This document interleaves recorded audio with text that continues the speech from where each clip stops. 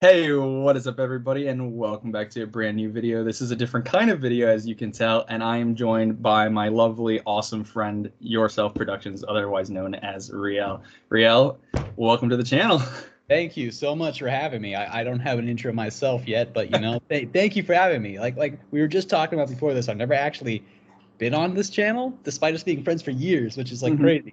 So it's finally happening. The collab is happening. It is finally happening in some capacity, and I'm really glad that we finally get to do it and in a really exciting way, especially as most of you know and have seen the thumbnail and or read the description of this video, that we are going to be talking about Your Friendly Neighborhood Spider-Man, which is the newest series in Marvel's long-running franchise currently. So without further ado, let's get into it. I did create a little bulletin board here so we don't fully get off topic. So starting off, let's talk about that new intro song. Yes. Okay. That new intro song. What do you think about it?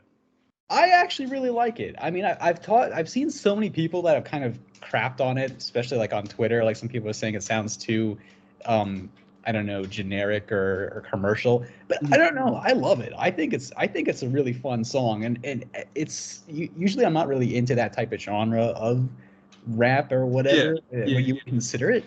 But I don't know, it just kind of hooked me, and the second it was playing, I just instantly kind of fell in love with it, and I've never skipped the intro for the show.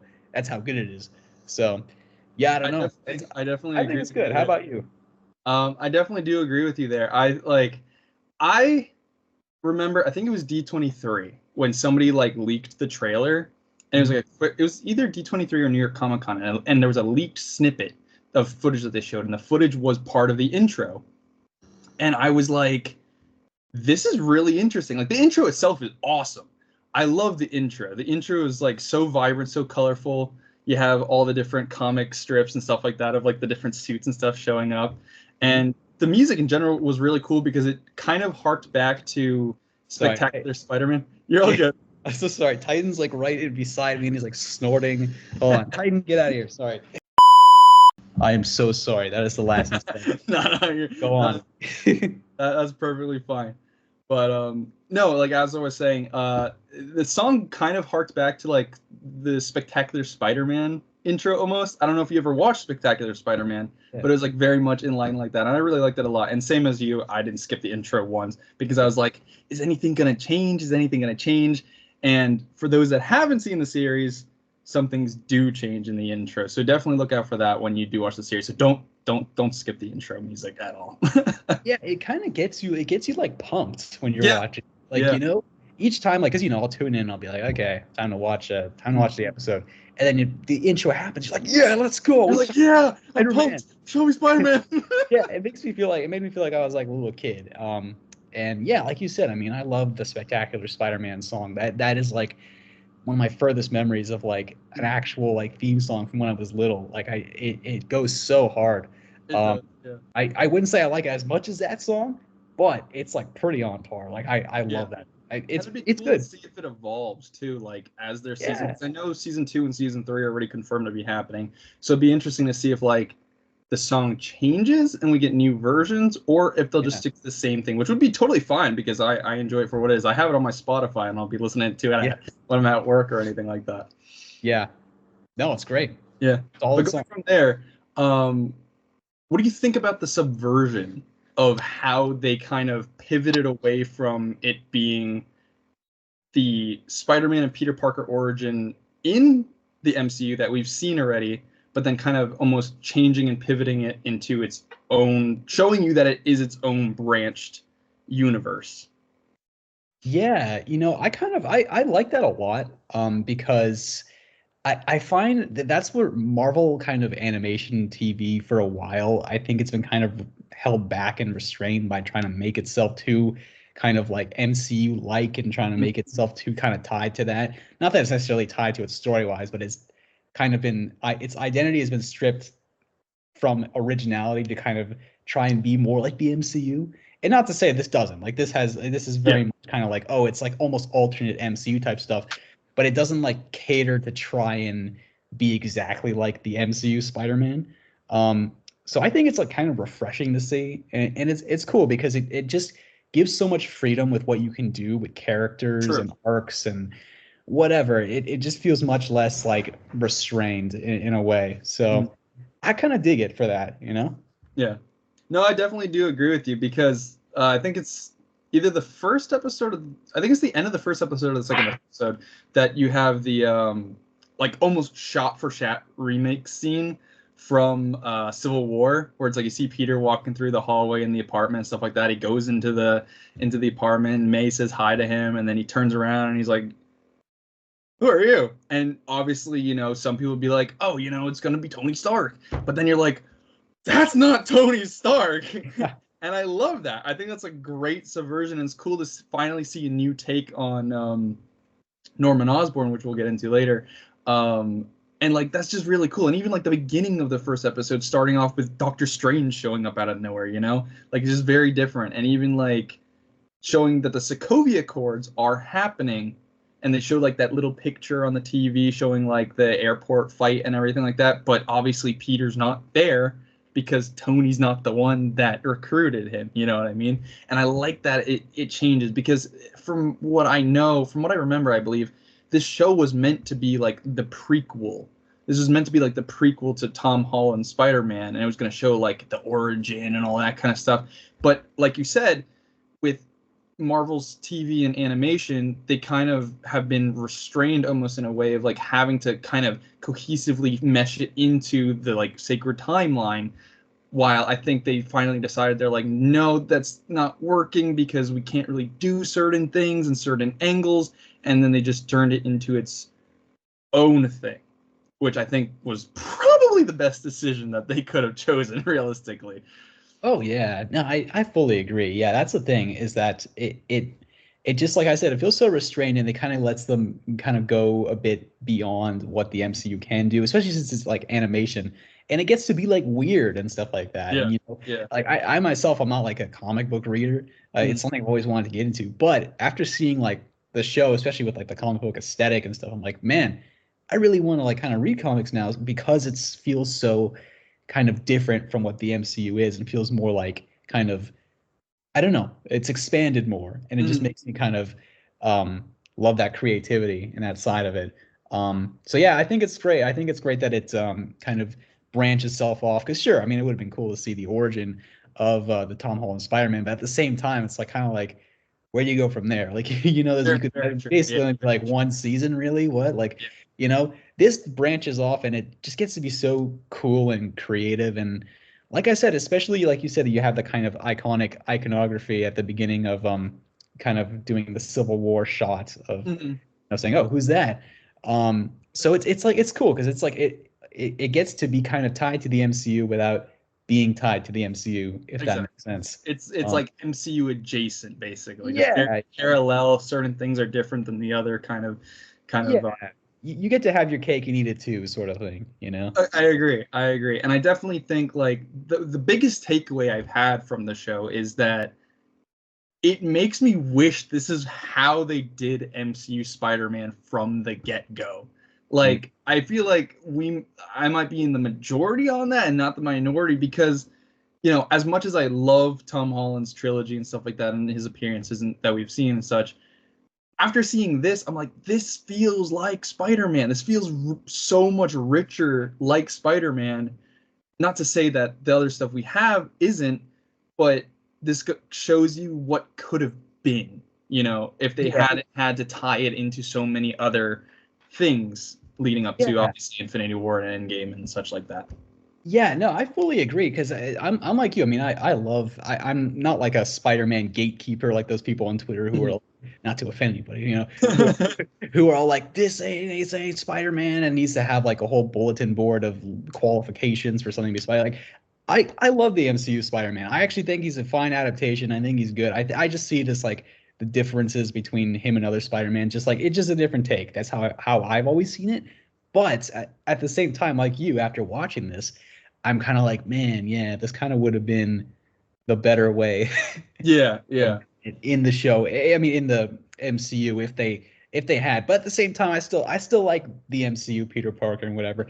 But this is more like kind of like the cleaner way of doing It's it. kind of more in line with like old Yeah, Spider-Man in a way. it yeah, exactly. It maintains the essence of I think what people love about Spider-Man so much with like him as the core of his character.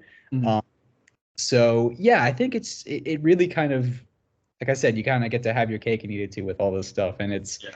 it's cool. It's cool to see, and yeah, it's just cool to see a more kind of what if the MCU had done kind of Spider-Man without Iron Man kind of If they talk. had like full rights, if they had full rights without Sony interference type Exactly. deal in a Yeah. which I definitely see. Yeah. Yeah. Um, going from there, obviously we have our new supporting cast, which is honestly, in my opinion, I think is very refreshing from what we've typically had in other animated Spider-Man shows, but even also the MCU in nature with MJ and Ned and stuff like that. And I think that's great. Like obviously, um, Nico specifically, like his new best friend, so to say, like I kind of knew of her because of the Marvel Runaways show, but I didn't know too much about her. So I'm very excited to see where they go with her in this, and see how they expand on that, especially the little tease that they had at the end of the season. And then obviously we have Harry, Pearl, and Lonnie and stuff like that, which are really cool. And I like that they like added almost this new like this is like not yet, but like this is like the MJ when kind of Harry situation where it's like you have this supporting cast filling in these roles before we get to the ones that we know more of, you know? Yeah.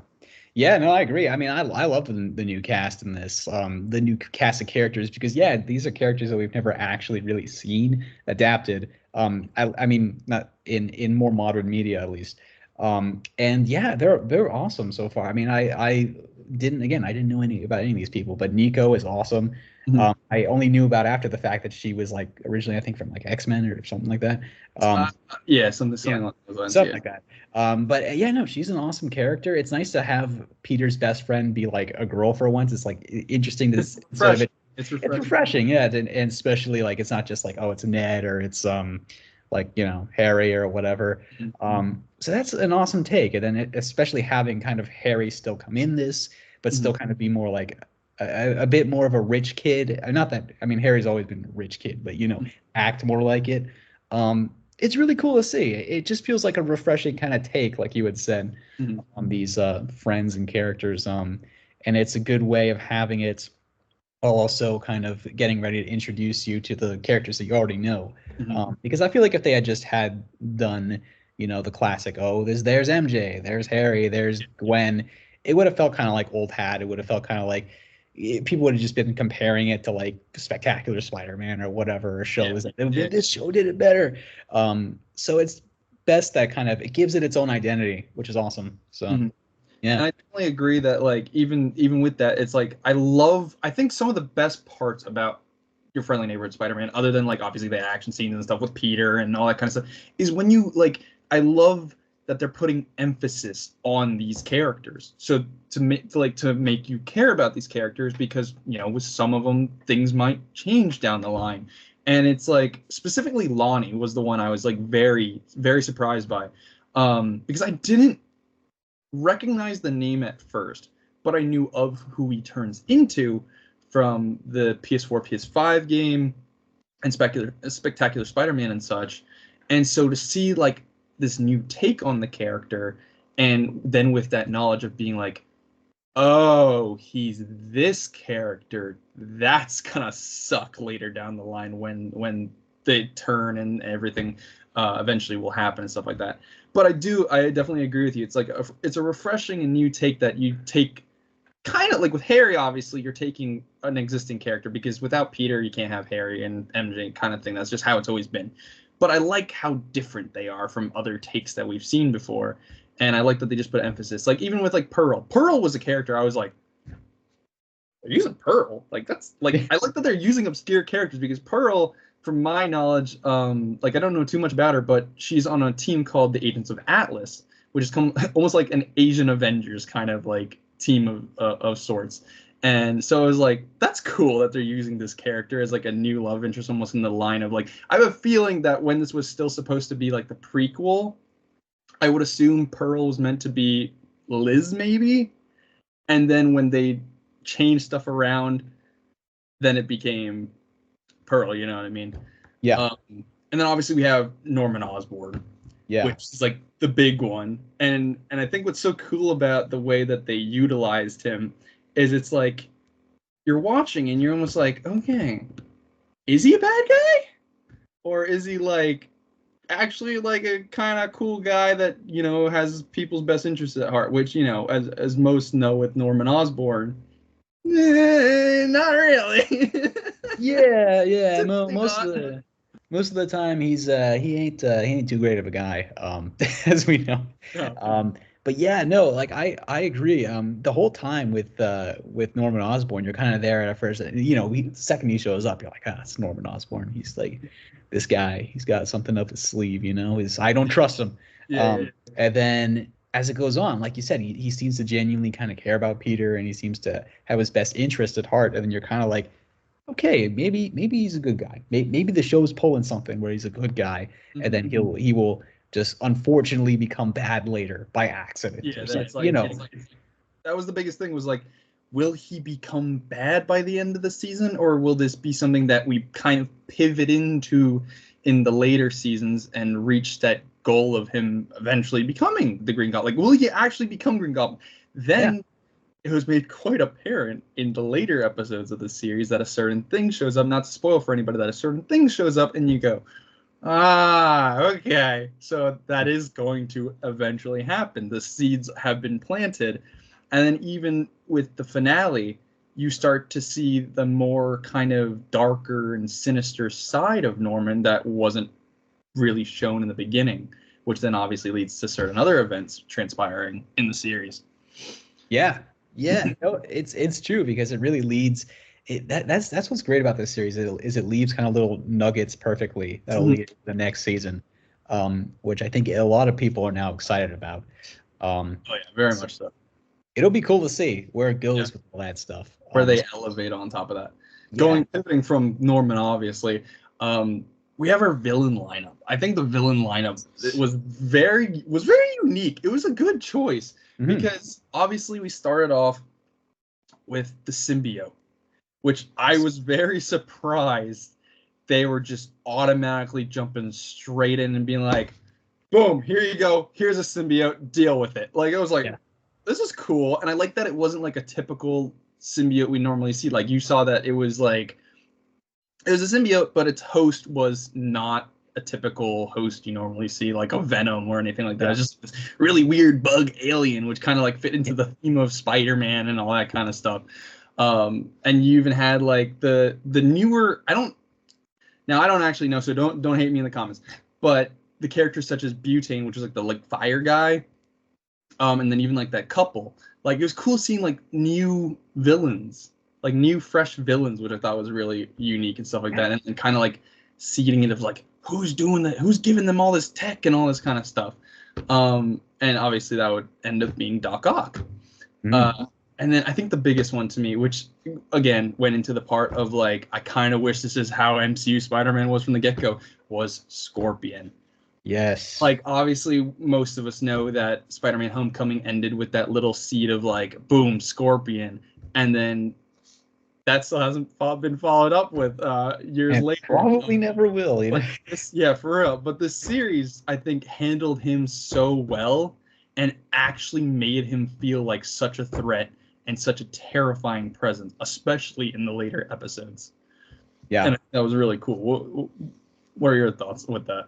Yeah, no, I agree. I mean, it was a really, really cool villain lineup. And just specifically, like you said at the beginning, when you see the Venom like symbiote, you're kind of like, oh, what's going on here? Like it's so random, especially because I'd say it's like the most random way that a Spider-Man's, now that I've seen all of them, but it's like the most random way that any of them started off. Because everybody I was talking to, they're like, what was that about? Especially with like how the spider came down and all that stuff. Yeah. What the, like, this is weird. And obviously this stuff pays off in the end, but at the time you're like, what the flip is going on here? And it's just so cool to see that. And then having all the other villains, like you said, Scorpion, and Doc Ock and everything, it really makes you think like, man, is this like is this like the type of Doc Ock like we would have seen in like the MCU if he was there, especially since this was like supposed to be originally. But yeah, the villains, like it just really makes me wish we had gotten Scorpion at some point in the MCU, especially if he was gonna be like this one. This Scorpion, he is like ruthless. Like yeah. Not to give spoilers away, but you're like almost kind of scared of him. You're like you're like, man, this is almost like not an even match between the two of them at the end. So yeah, just such a cool roster. And especially with like the few that we're talking about who get the tech that we don't know all of, you know, and I mean I don't know if he's really a villain, but like who's the guy Big Lonnie? No, not Big Lonnie. What's the guy name? The gangster guy? Big Don. Big Don. Like Don. He's cool, you know. Yeah. I believe he's actually like a Luke Cage villain from what like, Twitter has told me is that I believe he falls in the Luke Cage. So it's cool to see characters even from those corners. Yeah. See, I know nothing. This is cool. You know? Yeah, I thought that was really interesting. Yeah. No, it's great roster, and I'm excited to see. I mean, they could pull from, especially now that they're saying connect to the MCU, like they could pull anybody. And really awesome. So, which then that also kind of like makes you think and be like, okay, well, if Doc Ock exists, Scorpion exists, Norman Osborn exists, like it almost makes you, and because it's almost like an MCU adjacent, it makes you wonder if, because obviously with Spider-Man No Way Home, we saw Alfred Molina's Doc Ock, we saw Willem Dafoe's Green Goblin. It makes you wonder if these versions of these characters that we're seeing in Your Friendly Neighborhood Spider-Man are seemingly just walking around New York in the MCU currently, and we just haven't seen them. And obviously, I know there was that line where it was like it seemed like Oscorp didn't exist or whatever, but maybe it hasn't existed yet. You know what I mean? So it's cool to see like we're getting to know these characters that like maybe with the next trilogy of Tom Holland Spider-Man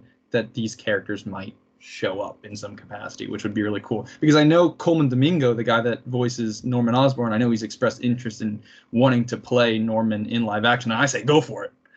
Go for it. I think he would be fantastic as Norman Osborn. Obviously, I don't know who they could pull to get Harry, but like just give him the live action role at that point, because it's not too strange for a character from the animated form coming into live action, like the same actor reprising the role, vice versa kind of thing. So just give it to him. just give it to him at that point. Honestly, yeah. No, it is cool to think about that. Maybe these characters are just kind of walking around in the MCU and they just haven't tapped into them yet. Or maybe Spider-Man has already faced them off screen. Who knows? It's really interesting to think about. So it makes me excited to see what they'll do with the next season, or even if they incorporate some of these guys in real life in Spider-Man 4 or whenever that happens. Oh God, I don't even know where they're going with Spider-Man 4, but gosh, I hope they like go street level. I just want street level.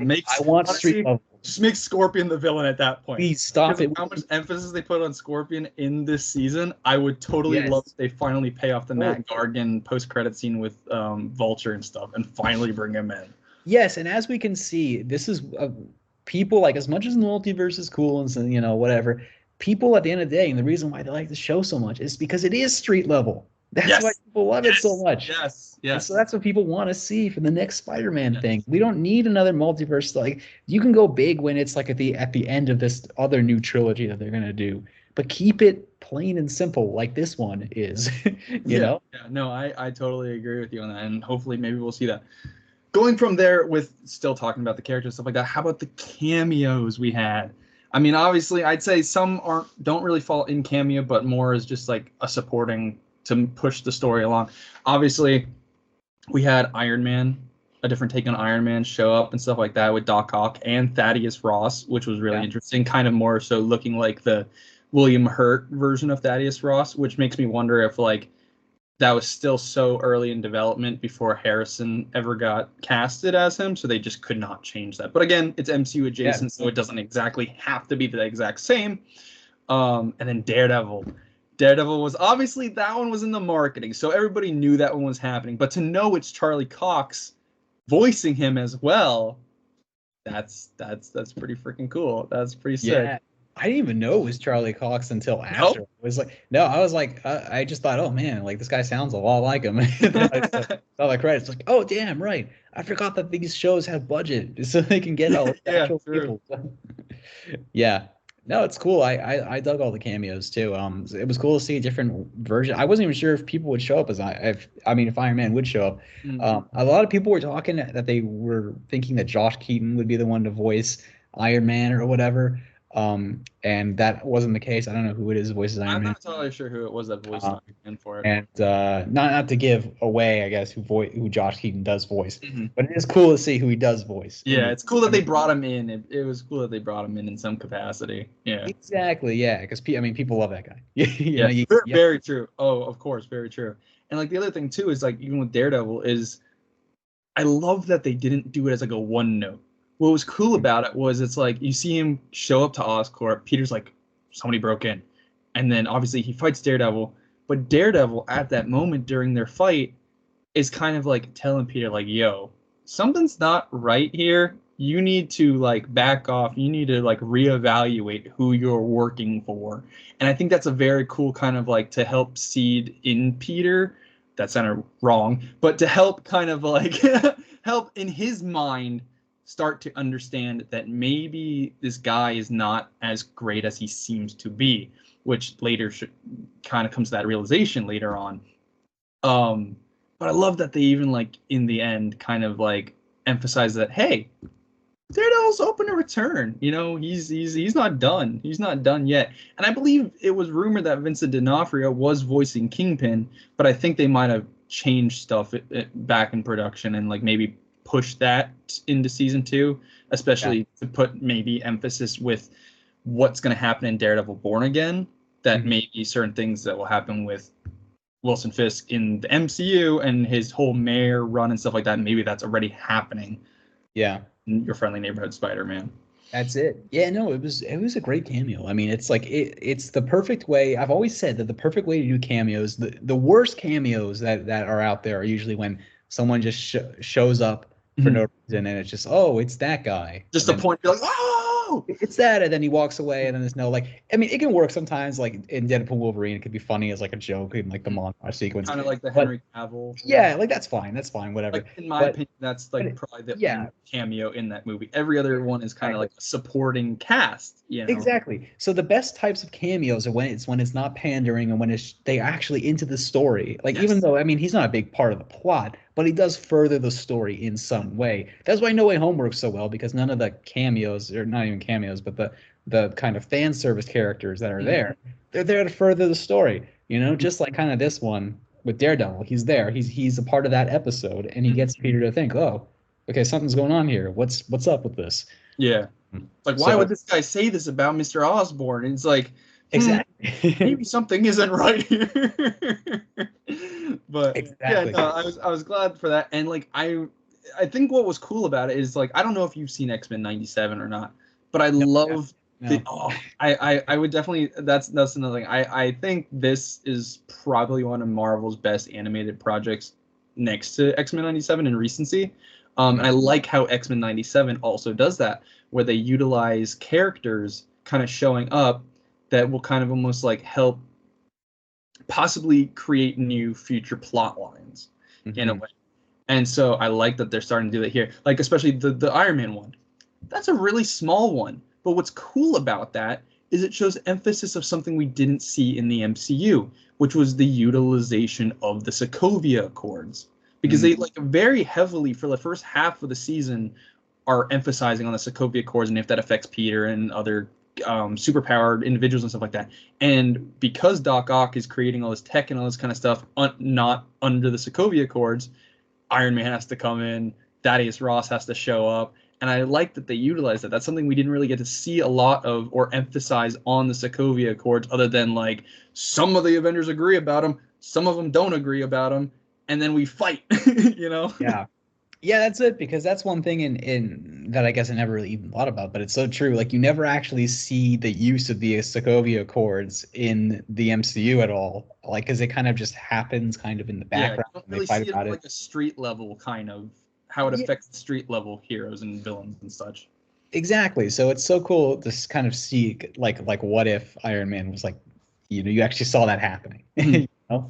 So yeah, no, I dug all of that, It's really cool to see. Yeah. Now going from there, obviously this one is kind of a little bit more spoiler territory. So if you've made it this far and you've heard some of the stuff, you've probably already seen the series. But if you haven't, obviously I'll have timestamps down below that you can go to just skip this portion. Go Go watch it and then Go come watch back it. here, We'll and then rewatch this part. We'll wait for you.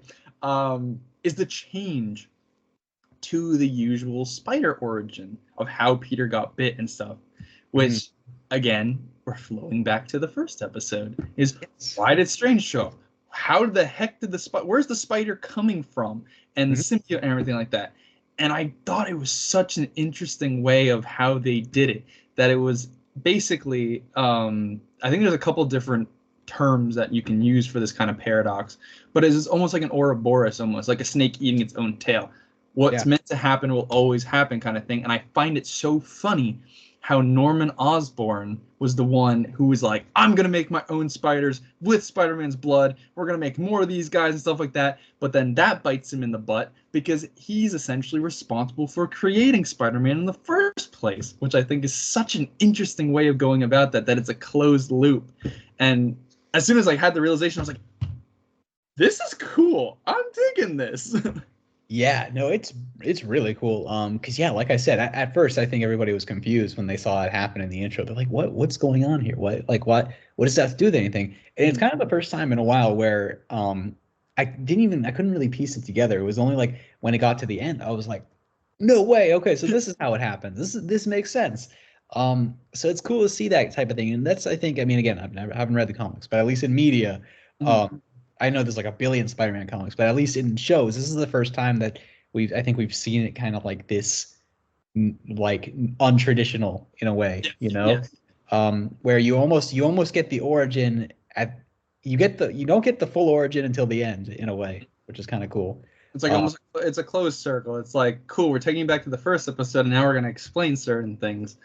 Exactly. Because at first I was going to think if they didn't show anything, I was going to be like, okay, well, that's kind of a weird cop out. Like, oh, his spider just comes from a random portal. But then you notice, like, oh, okay, so it's like one of those, like you said, like a closed loop. Like either way, it's going to happen, and it's Norman who kind of made it happen in a way too. Yeah. From Spider-Man's own blood.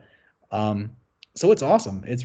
I dig it, honestly. I've said that a lot, but it's cool. Like, again, it jumps back into that whole subversion part where it's like, for people that are fans of the MCU and fans of Spider-Man in general and stuff like that, whether you're a comic book connoisseur or, a fan of just the shows and all that kind of stuff, it's like, what you're expecting. That's the thing, is like, that was the biggest thing with the series was, I was like, oh, cool, a new Spider-Man series.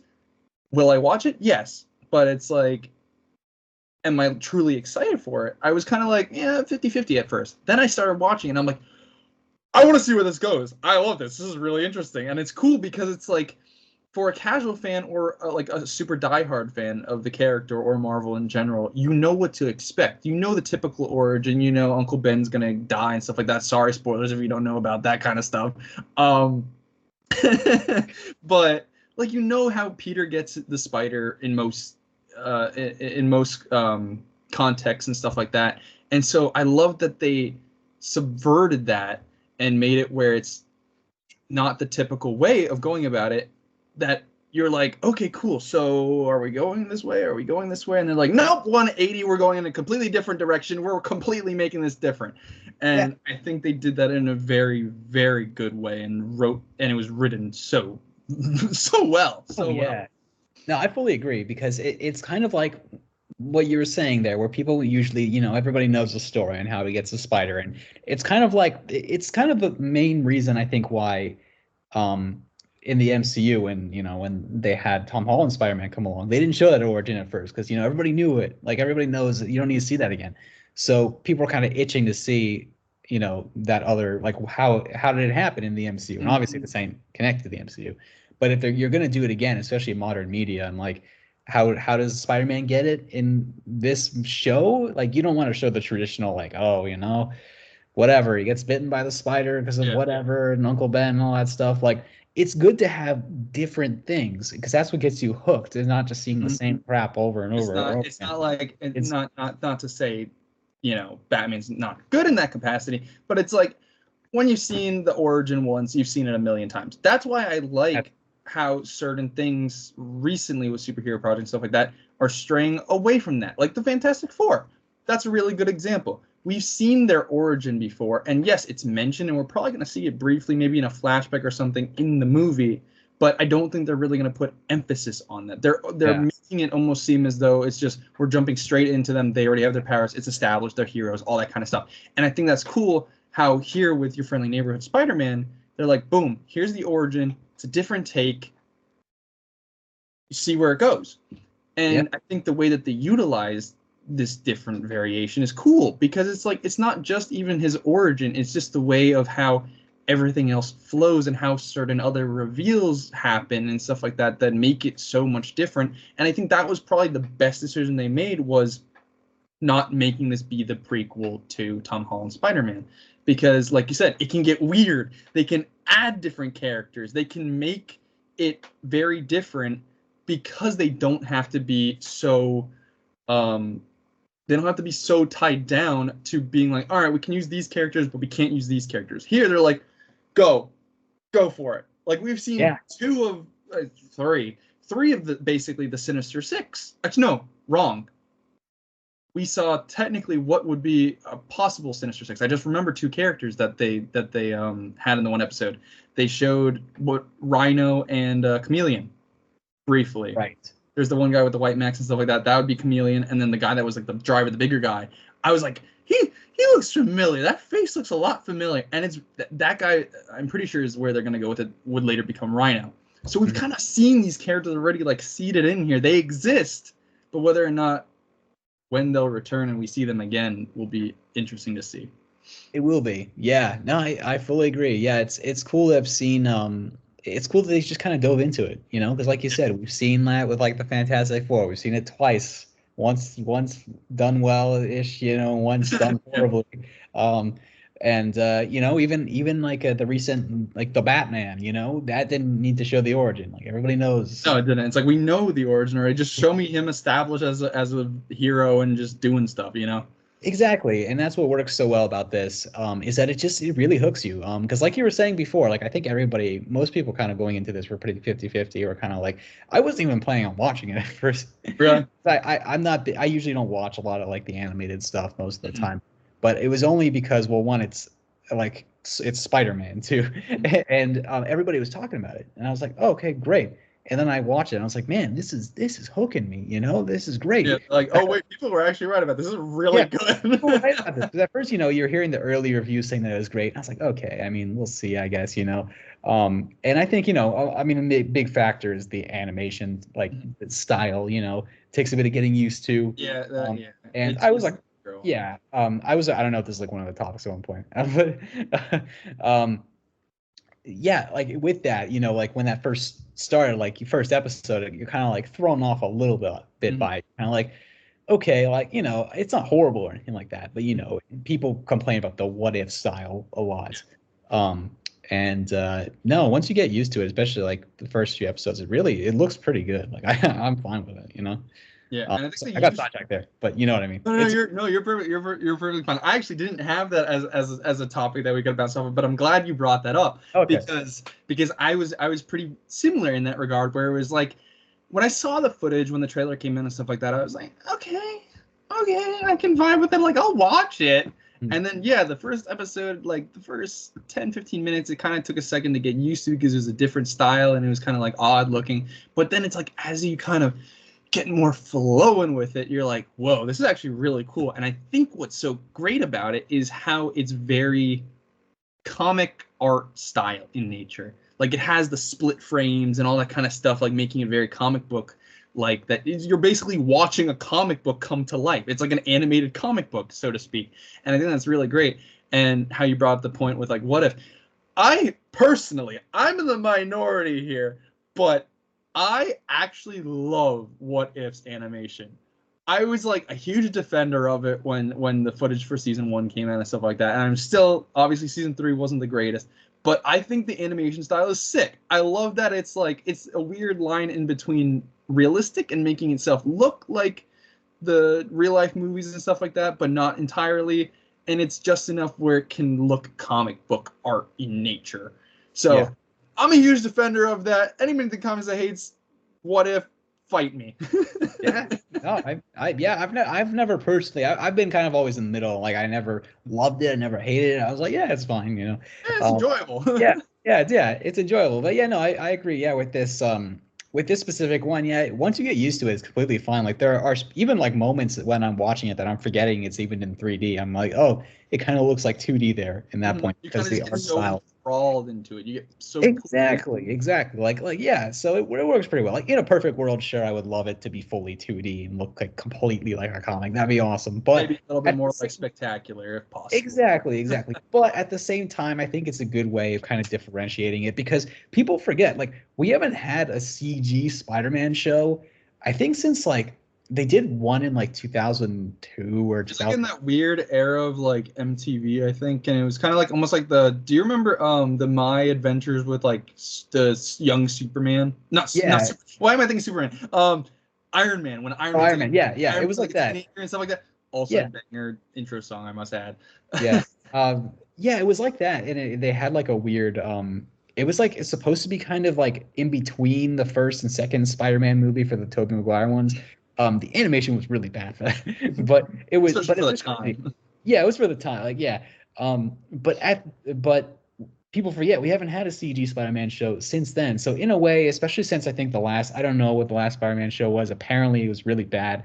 And people didn't like it. But so kind of going from that, and that had 2D animation. But even then, apparently, I don't know if that was good. But anyways, point is that it's a kind of a good way of kind of cleansing the palette and kind of making it its own identity, you know, with that specific, having a really, really unique style of animation. Like I said, some people may love it, some people may hate it, but point is you won't forget it. So, Very true. Like that's the thing. It's a new take. It's a striking take because every Spider-Man series that has come out animated-wise has kind of almost had a unique style to it. Spectacular is like, I don't even know how to describe it, but I love the Spectacular style. I love how almost like smooth in a way and like kind of comfort in a way that it feels like, I guess is the way I could put it. Like I liked Ultimate Spider-Man, like the one with Drake Bell and stuff like that was on Disney XD. I thought that one was pretty good, and that introduced me to a lot of characters I didn't know growing up.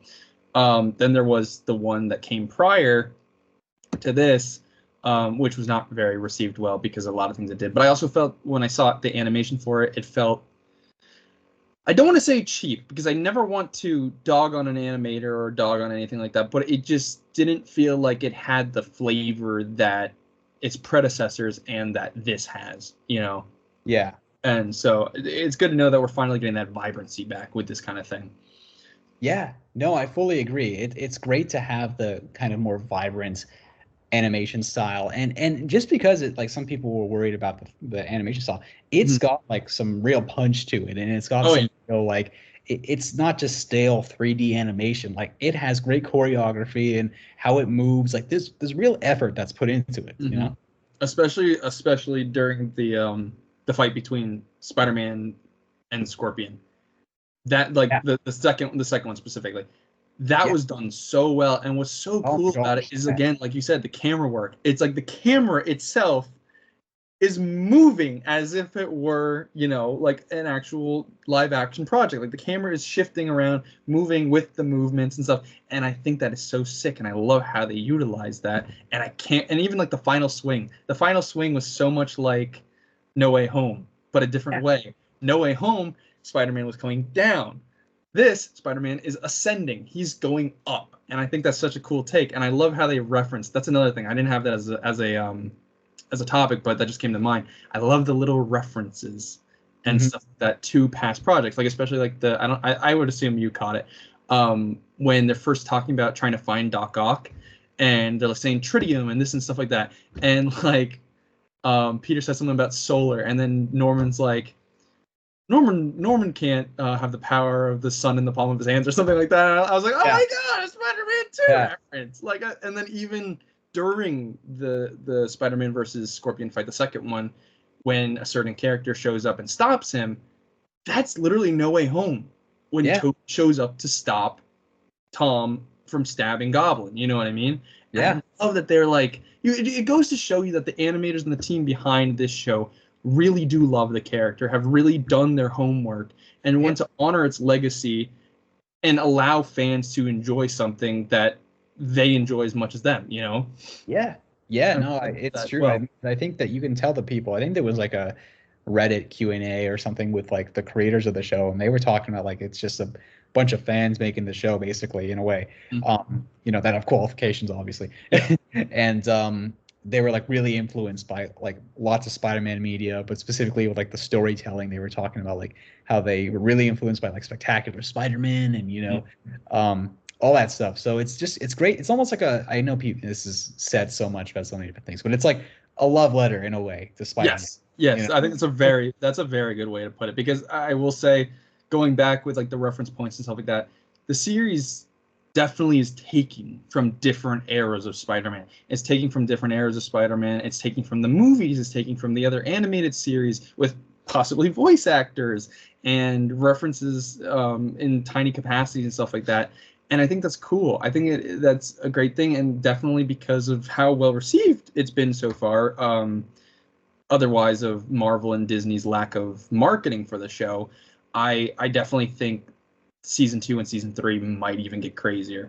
Obviously, I hope they stick more to the street level part and don't fully go into the multiversal part, even though I will not mind if he shows up, if this Spider-Man shows up in Beyond the Spider-Verse whenever that eventually happens, or possibly even Avengers Secret Wars, because you cannot tell me that animated characters will not show up in that show. I have a feeling we might see some Roger Rabbit style stuff happening there, possibly.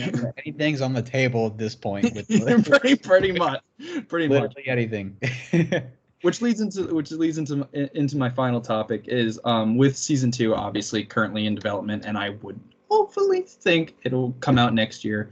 And now that we kind of have that one reveal of a certain character showing up in season 2, is there currently any pre-predictions you have for where season 2 could go? And is there any characters that you would hope to see in season 2? Ooh, yeah. Well, first of all, hopefully it will come out next year. It'll definitely come out before Beyond the Spider-Verse, I'll tell you that. True. As for, you said where the show should go or something, like, or where what could they do in season 2, and like characters that you think might show up in season 2 that you'd like to show up? Yeah, so definitely I would say where I'd hope that to go. I mean, obviously you want the progression of Spider-Man to keep going. I think now it's kind of turned into more like the full kind of friendly neighborhood Spider-Man. Obviously, he's got the OG suit. My main thing that I hope that they do is please let him keep that suit. We don't need to see. It doesn't need to be like the MCU where like every single movie needs to have a new suit like for the marketing. No, let him have the suit. It's fine. And he looks so good in it. And he looks so good in it. Yeah, it looks great. Like you had your fun throughout the season with the different suits, and that worked for the story. But yeah, keep the suit. But anyways, beyond the suit, story-wise, I'd love to see the further development with like him and Norman Osborn, because at this point, him and Norman Osborn, like they're still on good terms. Nothing bad has happened. Seems like it, and obviously with Web and stuff like that, that'll be an interesting point. Exactly. So it'll be interesting to see, and especially since this is one of the first times so early on in the show that Harry is in on he knows that Peter's Spider-Man and that he's like on the team. So it'll be interesting to see if something goes down with the Norman Osborn and he becomes Green Goblin. Like, what's Harry gonna think? Because it's not gonna be like the Raimi ones where it's gonna be a big misunderstanding. You killed my So it'll be interesting to see like what is his take gonna be to see if his dad becomes the Green Goblin, or who knows, maybe it'll be Harry that'll become the Green Goblin. Yeah, maybe they will pull another subversion where it'll take the Harry route, kind of similar to Amazing Spider-Man 2 and certain other comics and such. Exactly. So I'm interested to see where that's going to go, the whole Peter Oscorp dynamic. They set up some really interesting stuff with Nico, obviously, with her amulet. So I'm excited to see where that goes. Everything with Lonnie. He's just, I didn't really talk about him. You talked about him a bit, but he's such a good character. Like his downfall is like, you really feel it. You're like, damn. Like, so I'm really excited to see where that goes. And And specifically, I mean, they kind of revealed it already that Gwen Stacy's going to be in it as like Spider-Gwen. I haven't been keeping up on Twitter if people are like annoyed at that or whatever. It's from what I have seen, it's a very mixed bag right now. Very mixed, yeah. I don't really care. I think it'll be cool, whatever they do. I have faith in the show. But I mean, it'll be cool to see Gwen Stacy. So I'm interested to see the dynamic there, you know. And yeah, as for if there's any characters I want to see, I feel like I can't really think of any. Yeah, I guess just seeing if more of his normal like friends are gonna come, you know, like if you're gonna see MJ or whatever and all these different people. And I just want to see like what villains are gonna show up, you know? Yeah. Like I want to see. Is there any specific villains that you would like really like to see more emphasized? That they could like either introduce and bring in that we know of, or ones that we've already seen that you hope to get a little bit more time? Well, I'd be interested to see how they would do Electro in this universe. That would be interesting. You know, would they go for more like the Jamie Foxx design in like, I don't think they would go for the Amazing Spider-Man 2 design, but like more for the No Way Home design, or would they try and just make him classic like comic book? Yeah. And also like it'd be cool to see what's going to happen with Dr. Connors, like, because I was trying to figure out what, obviously she's a woman. I totally forgot to even bring her up. Yeah, and it was one of those things where I wasn't sure if it was going to be like, oh, it's just a fun, like, that's her, but it you know, she may not be actually like main into the plot there. Yeah. But so I'm interested to see, like, are they going to develop her? Is she going to also become a lizard at some point? Yeah. You know, like, what's going to go on with that? So yeah, that's what my hopes, and you know, I'm sure whatever they do, I have faith in the showrunners. So yeah. I think it's kind of funny that you bring up the Jamie Foxx version, because what's interesting, and I don't know if you paused it too in the final episode when they had like the whole whiteboard with all the different names on it. Oh yeah. One of them was Max Dillon, which Max Dillon is the Electro of the Amazing Spider-Man movies, is who Jamie Foxx plays. So they're definitely setting up Electro in some capacity, which is really funny that you mentioned. Like, it would be really cool. I would love to see how this show does a new take on the character. And I can't believe I forgot about Dr. Connors, because I personally, I know it's like some people were mixed bag on it, but that's another thing I really like, was showing you and doing it in a different way. And I think having Dr. Connors be female in this iteration is really cool. And I think what's really interesting and kind of like the whole lizard aspect of it is, it's been pretty much established because she was partnered with Peter and they had a whole project together and stuff like that. And she does care for Peter, especially during the final episode. Like, come on, Peter, we gotta go, and all this kind of stuff like that. Shit's going crazy with the portal. And so, like, I definitely feel like with most iterations with Dr. Connors and stuff like that, Peter and Connors have always been a close kind of like friendship kind of thing and partnership kind of thing. So it's gonna suck if she does become the lizard for Peter. But I want to see her become the lizard, because I think that's cool. I think that's a new take. It makes you like wonder like how different will she look compared to the normal lizard design we've always seen in the like Insomniac version, being like this giant hulking lizard and stuff. Exactly, and it's always such a great dilemma for Spider-Man when it's people that he knows that turns. It makes it so much more gut wrenching. And exactly. Higher. Exactly. It's like, oh man, what am I gonna do? Type stuff. But yeah, I'm excited. I think on that board there that you were talking about with the names, I think you see Ned, right? Is his name? I think Ned Leeds was on there. Yeah. On too. So it'd be interesting to see. I know so many people back in the No Way Home days were theorizing that Ned would become like Hobgoblin or something. Yeah, which like he was Hobgoblin once, but that was like due to some other like hypnotism stuff or something. Something along those lines. I don't know the full thing, but I know somebody else does. Who knows? They could do that in this. You never know. yeah, that'd be very interesting to see how they would pull that off. Another one is the Symbiote. We now have a Symbiote in this world, similar to how No Way Home left off. This show leaves off with a Symbiote tease. So definitely Venom is somewhere in the mix. I don't think they'll go there, but it would be interesting to see if we get Venom in season 2 and that Venom be Norman. That'd be cool. That'd be that would fit into that weird, like, how the writers have been so great at subverting things. Having Norman be Venom, that would be very interesting. Maybe he'll try and multiply the symbiote, because he doesn't want a Spider-Man army, apparently, right? That's true. He did mention, which before we end, I definitely should bring this up with our whole like prediction thing. I saw somebody mention, because the art, obviously, and I might have it show up somewhere, of Gwen in specifically in like the Spider-Gwen form. She's holding what looks to be a bomb. Something similar to like one of these guys. Oh, yeah, similar to one of these guys. And so some people were saying that it might be a pumpkin bomb, or an early stages of a pumpkin bomb, which makes a lot of people lead to believe that maybe Gwen, because Peter's now they've created web and all that kind of stuff, that Peter's not going to be working with Norman anymore, that Gwen is going to be the next protege to Norman. That could be interesting. Which would be very interesting. So it'd almost be Peter versus Gwen, but what would be interesting is if it's like Peter and Gwen, they get to know each other, they become friends, maybe a little bit more, but then they don't know that either are either as the Spider personas, which then leads the two of them clashing in the suits. Yeah, that'd be cool to see if they do that. I mean, like we said, like sky's the limit with this show. They can honestly do anything. Like the amount of subversion, and that's the thing. I was like, when I saw that the other day, when I saw those pictures of Gwen, I was like, Gwen Stacy. I was like, oh, let's go. Season 2 is gonna be awesome. And then I saw the Spider-Gwen suit, and I went, come on. I was like, I love Spider-Gwen, but I'm like, how many times do we need to put Spider-Gwen in something? Like, just let her be Gwen Stacy, make it a new version of Gwen Stacy, but don't have to deal with the whole Spider-Verse, this kind of scenario.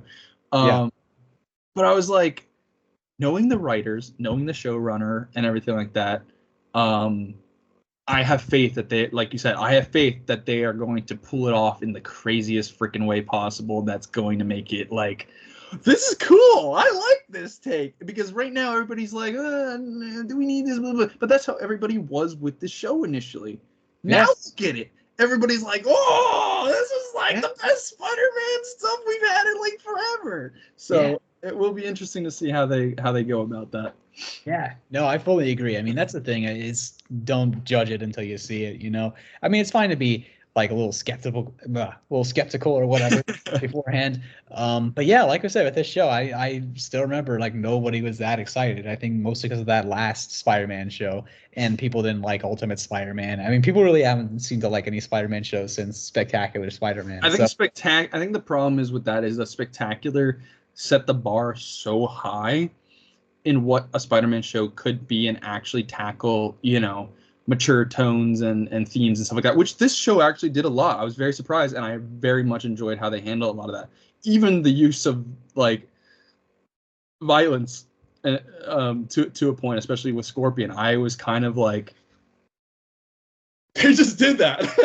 I didn't think they'd go that far. Yeah. Like, they really, really have honed a very good tone and a very good way of like not only having a great message with a lot of things a lot of people deal with in present day and stuff like that, but also just the way that they handle everything is just phenomenal right now. And I'm very excited to see where they go going forward, especially knowing that they have a confirmed season 2 in production already, and season 3 is already like greenlit to happen. Like, I think that's awesome to know that we're guaranteed 3 seasons and hopefully more in the future.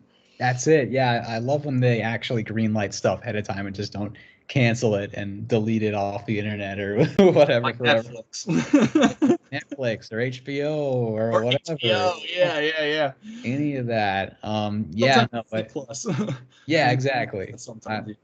Yeah, we're safe for now. So we're safe for now. Yeah. Yes. Hopefully. But is there any final thoughts that you have on the season and the show currently right now before we end this? Yeah, I mean, it's just, it took me by surprise. Like I said, like I usually don't watch any of these shows. I know people have been screaming at me to watch X-Men 97. But you gotta, bro. You gotta. I think the only thing that drew me specifically was not only that I hear this was good, but it's Spider-Man. You gotta watch Spider-Man. It just like it took me by surprise, and like I said, animation at first you're kind of like, oh, this is a little odd, but you get used to it really fast, and it looks awesome, especially at the end. Overall great show.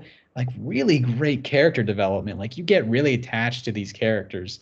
All of them, and that's the main important thing with certain shows. I mean, there's so many shows that come out where you have a really great main character that you like, But then some of the other characters, you're like, I don't really care about them too much. But this one, it nails it, where that you really do care about it. Like, you care about Nico, you care about Lonnie, you care about Harry, like you care about like Norman Osborn, you know, and especially Peter. So it really took people by surprise, and me by surprise. So I'm just glad that it's good and that we're getting some good Spider-Man content. Which, I mean, to hold us over till Spider-Man 4 and Beyond Spider-Verse, whenever that eventually happens. Exactly. Whenever it happens, you know, whenever we're like 40 or whatever. At this point, probably. Yeah.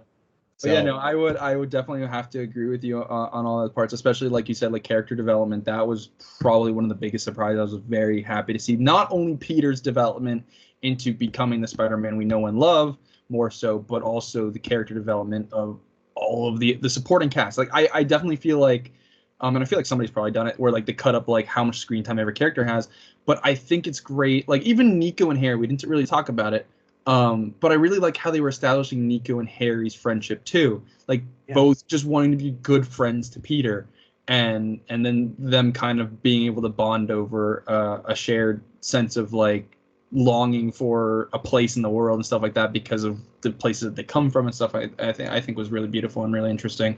But yeah, no, this series is really great. If you somehow have made it this far in this review and discussion, and you still haven't seen Your Friendly Neighborhood Spider-Man, I really hope that somehow we have convinced you to start watching this show. And if you have watched this show, definitely let us know down in the comments below what you think of this show. Are you excited for season 2? What do you hope to see? What villains would you like to see pop up in the later seasons? But yeah, guys, this has been Portal Master Evan. Thank you, Riel, Mr. Yourself Productions, for coming on my channel. This has been a long time coming. I'm so glad we got to do this. Everybody, please go check out his channel. I will leave a link in the description below and in my end credit and end scenes. He has phenomenal stuff, and he's got a lot of exciting stuff coming up, so please go check out his stuff. But anyways, guys, this has been Poor Master Evan, and we will see you in the next video. Peace out. Peace out. Peace out. Bye. Bye.